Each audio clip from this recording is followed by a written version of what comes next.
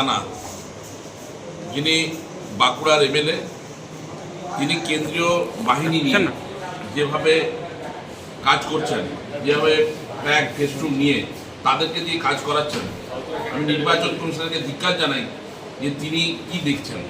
আমরা নির্বাচন কমিশনারকে ইতিমধ্যে চিঠি করেছি যে নির্বাচন কমিশনার এই দিকগুলো দেখুক, যে যারা দেশের বর্ডারে রক্ষা করে, যারা দেশকে রক্ষা করে, যারা ভারতীয় সেনা, তাদেরকে দিয়ে তিনি এই ধরনের প্লে কার্ড ফেস্টুন, বিজেপি এই ধরনের নিজের প্রভাব খাটিয়ে এইসব জিনিসগুলো করছেন।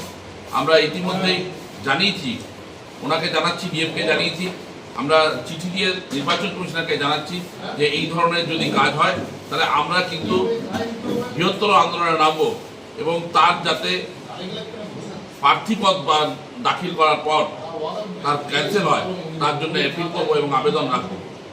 দেখুন, এটা তো মানে করা উচিত নয়। একটা সেন্ট্রাল ফোর্স কোনো একটা দলের হয়ে কাজ করছে। আমরা যে কোনো একটা সেন্ট্রাল ফোর্স বা সেন্ট্রাল এজেন্সি, এরা সবসময় এদের কাজকর্ম হবে নিউট্রালি থাকা এবং সবাইকে সমান চোখে দেখা। আমরা দেখেছি যা ভিডিওতে যা দেখেছি তাতে করে দেখা গেছে যে সেন্ট্রাল ফোর্স দলীয় পতাকা জারি করছে। এটা তো কখনোই কাম্য নয়। তো আমরা ইলেকশন কমিশন একটা সেন্ট্রাল বডি, তার কাজ হচ্ছে নিরপেক্ষভাবে কাজ করা এবং সব দলকে সমানভাবে চোখে দেখা।